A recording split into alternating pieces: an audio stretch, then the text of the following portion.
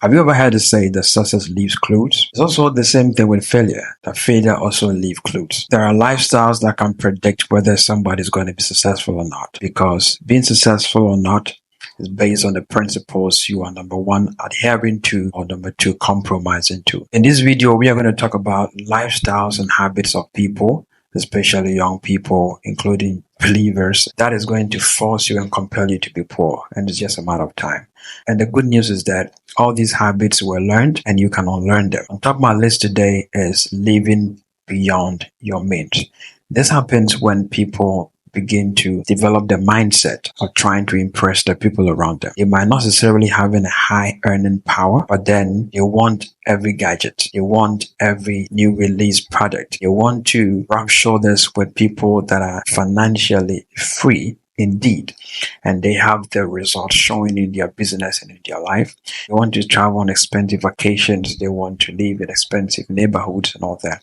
The problem with living beyond your means is that it will compel you to become poor, and it's just a matter of time. And the main catalyst for this behavior is social media. You want to keep up with the trends. You want to have a very interesting Instagram portfolio where you are showing expensive things. You are traveling all over the place. You're buying new gadgets and enhance your living. All these things will lead you into debt and financial instability if you are not well equipped financially for that. People that are spending millions and hundreds live an expensive life. That is because they can afford it.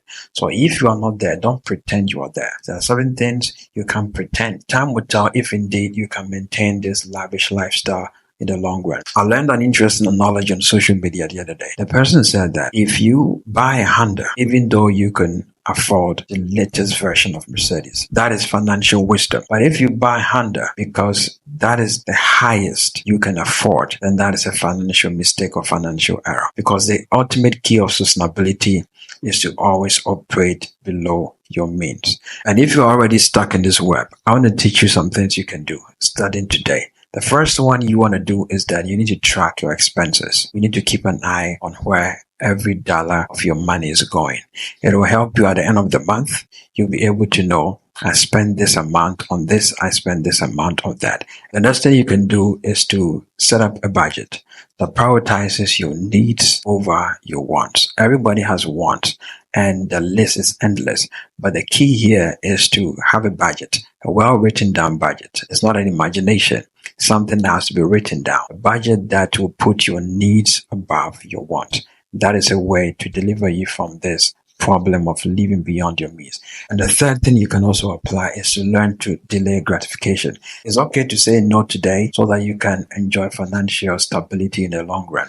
And the last thing you can do is to develop a mindset of contentment. Contentment here doesn't mean you are accepting a low lot or you are settling for mediocrity. Contentment here means appreciating God for what you have and not putting much pressure on yourself to fix something that is not real. Because the question is, why fix something when you can make it real? And the second reason why many people are stuck in the cycle of poverty is the lack of financial plan. You will need a well-written and defined plan for your finances.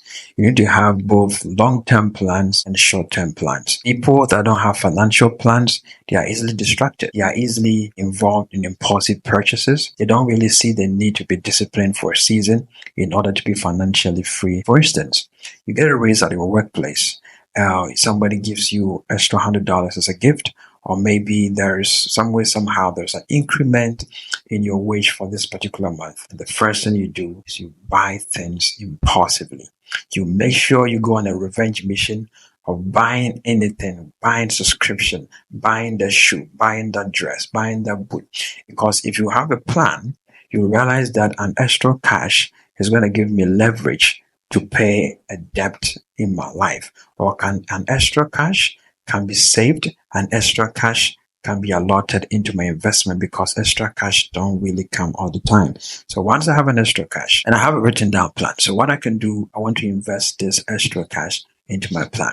So long-term plans like plans to buy a home, plans for retirement, plans to start a business, invest for your children, plans to move overseas or relocate, plans to have children, plans to further your education. These are long-term plans. And short-term plans has to do with you saving for a short course or certification online to increase your craft. or number two, building an emergency fund, or saving for a vacation or something. You need to have a financial plan. Else, every money you get, you are going to waste it because there is no plan. And I'm going to leave you with a very powerful verse. Proverbs 21 verse 5. Plans of the diligent always lead to abundance, but the one that is hasty will come to poverty. The third habit that is going to make you poor or keep you poor, the habit of impulsive buying. For example, many people, when they get paid, they go on shopping sprees. They have uncontrolled appetite because it's more like, I'm suppressing my appetite to buy things until I'm paid. One way you can develop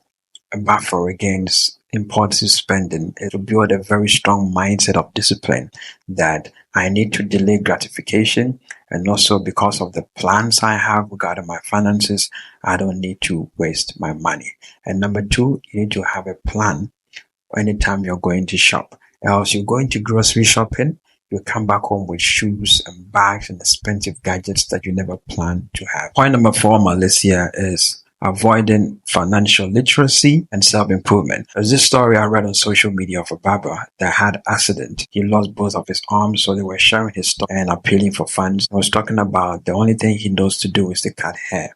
And for him to cut hair, he will need both of his hands. So when I was watching this video, I realized that one of the most miserable people on this earth are those that rely on their physical strength alone to make money. But if you're watching me, and the only time you're making money is when you leave your house. The only time you are making money is when you have to burn a lot of energy out there to get yourself out there. Something happens to this body, because this body is fragile, then you are going to lose your earning power. But the key here is to diversify your source of income. It can be in investment, it can be in all kinds of businesses, it can be in stocks, ETFs, it can be in mutual funds, real estate. Because the truth is, anybody that is doing well financially knows something you don't. So what you want to do is to improve day in and day out, is to outsource resources to empower you in your mind, to empower you in your skill. The world is very dynamic and it's on a very fast pace. So it will leave you behind if you are outdated. So if you choose to be outdated, there are so many opportunities that you're going to miss in the future.